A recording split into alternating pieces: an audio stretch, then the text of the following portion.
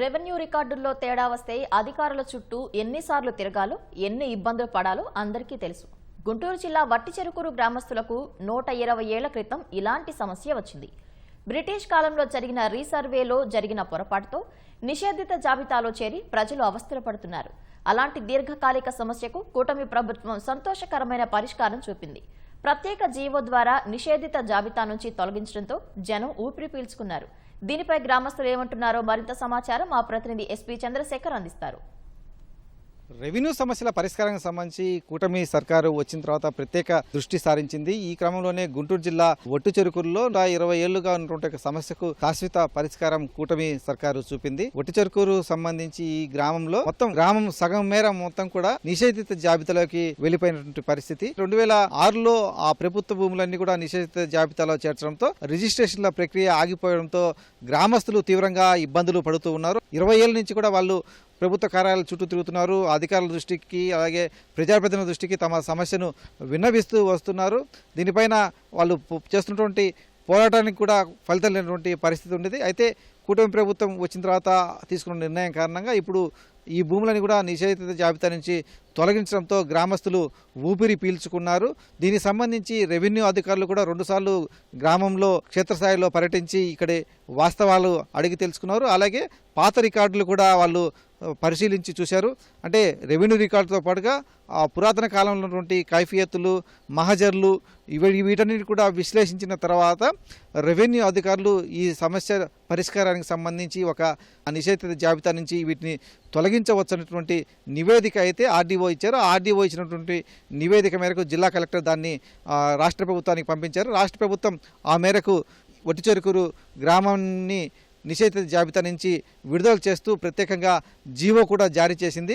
పిల్లలకి చదువులకు అవసరమైన లోన్ల కోసం పెట్టుకోవాలన్నా కానీ మాకు ఆస్తులు ఉండి కూడా ఇల్లు కానీ స్థలాలు కానీ ఇట్లాంటి బ్యాంకులో పెట్టుకుని లోన్ తీసుకుని పిల్లల్ని చదువులు పంపించుకోవాలన్నా కానీ సాధ్యపడక చాలా ఇబ్బందులు పడుతున్నాం. రీసర్వే జరిగిందంటప్పుడు ఆ రీసర్వే బ్రిటిష్ వాళ్ళ టైంలోనే ఆ రీసర్వే రికార్డు తయారు చేసేటప్పుడు RSR రీసెటిల్మెంట్ రికార్డు తయారు చేసేటప్పుడు పొరపాటున ఇది చెరువు పౌరం బాకు అని పడింది. చెరువు వేరే ఉంది సపరేట్ గా. చెరువు కన్నా ముందు గ్రామం ఉంది. ఇప్పటి నుంచో 100 సంవత్సరాల నుంచి ఉంది గ్రామం. ఇది మేజర్ పంచాయతీ గ్రామం కాబట్టి చాలా ఇబ్బందులు పడ్డాం. ప్రభుత్వ భూములన్నింటినీ నిషేధిత జాబితాలో పెట్టమని ఒక హైకోర్టు ఆర్డర్ ఇస్తే దాని ప్రకారం ఈ రిజిస్ట్రేషన్ మొత్తం ఆపేశారు. ఇప్పటి నుంచి మేము ఇబ్బందులు పడుతున్నాం. 2006 నుంచి పూర్తిగా నిషేధించారు.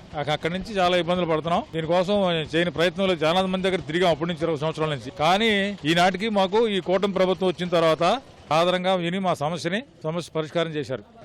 పిల్లల చదువులకి కానీ ఎడ్యుకేషన్ లోన్లకి ఏమన్నా లోన్లు పెట్టుకోవడానికి కూడా అయ్యేది కాదు. ఇప్పుడు అనగా సత్యప్రసాద్ గారు మాకు మంచి రిలీఫ్ ఇచ్చారు. దగ్గరగా ఒక 50-60 సార్లు పోయి ఉంటాం సార్. అయితే మాకు ఎవరు రెస్పాండ్ అయ్యలేదు. అనగా సత్యప్రకాష్ గారు మాకు రెస్పాండ్ అయ్యి మాకు సర్వే నెంబర్ ఇచ్చారు. ఇప్పుడు చెరువు పక్కనే ప్రత్యేకంగా ఉంటుంది. దాదాపు 85 ఎకరాల మేర విస్తీర్ణంలో ఆ చెరువు అయితే ఉన్నటువంటి దృశ్యాన్ని అయితే మనం చూడవచ్చు.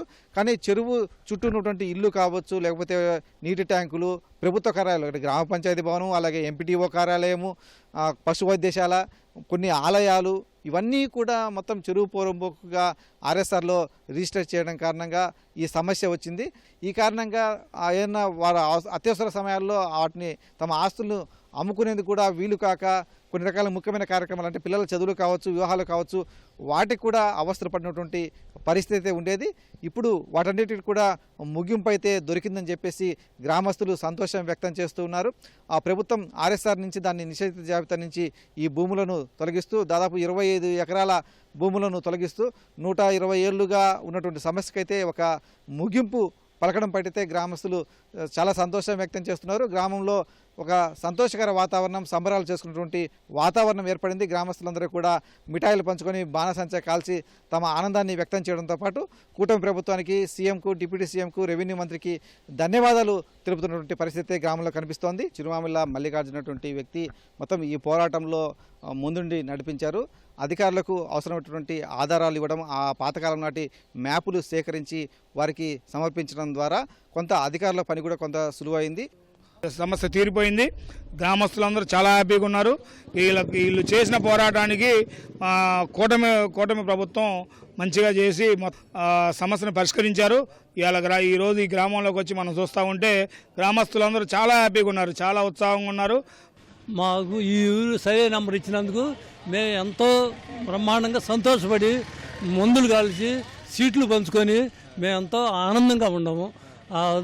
బోర రామాంజనేయులు గారికి, వెమ్మసాని చంద్రశేఖర్ గారికి, పవన్ కళ్యాణ్ గారికి, లోకేష్ గారికి మేము అందరం రుణపడి ఉంటాం. ఏ అయ్యిందని ఇవన్నీ అడ్డం పెట్టి పరిష్కారం అయ్యేది కాదు. మీకు 100% చేసి తీరుతామని చెప్పి అన్నారు. వాళ్ళు అన్న ప్రకారం మాకు బ్రహ్మాండంగా సహకరించారు, చేశారు కూడా. వందల సార్లు అందరూ కూడా వీళ్ళు మా ఎంఆర్ ఆఫీస్ చుట్టూ కానీ లేకపోతే కలెక్టరేట్ చుట్టూ తిరిగినటువంటి పరిస్థితి. ఇప్పుడు అలాగే ఏ ఎమ్మెల్యే గెలిచినా ఏ మంత్రి వచ్చినప్పటికీ కూడా వారి దృష్టికి ఈ సమస్యను తీసుకెళ్ళడం, పరిష్కరిస్తామని చెప్పడం, కానీ ఆ నిబంధనలు కావచ్చు లేకపోతే సరైనటువంటి ఆధారాలు లేని కారణంగా ఆ సమస్యకు ముగింపు పలకనటువంటి పరిస్థితి అయితే ఉండేది. ఇప్పుడు ప్రభుత్వం ఈ రెవెన్యూ సమస్యల పరిష్కారానికి సంబంధించి ఒక ఖచ్చితమైనటువంటి అభిప్రాయంతో ఉన్నటువంటి కారణంగా, అలాగే పాత రికార్డులకు సంబంధించి ఆధారాలు కూడా లభించడంతో ఇవన్నీ కూడా చెరువు పోరంబోకు వేరే, గ్రామ కంఠం వేరే అనేటువంటి ఒక అభిప్రాయానికి అయితే రాగలిగారు.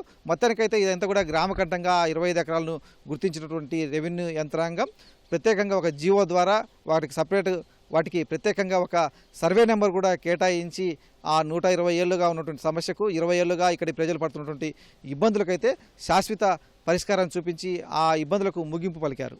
కెమెరామెన్ కేశవ్తో పూర్ణచంద్రశేఖర్, ఈటీవీ న్యూస్, వట్టిచెరుకూరు, గుంటూరు జిల్లా.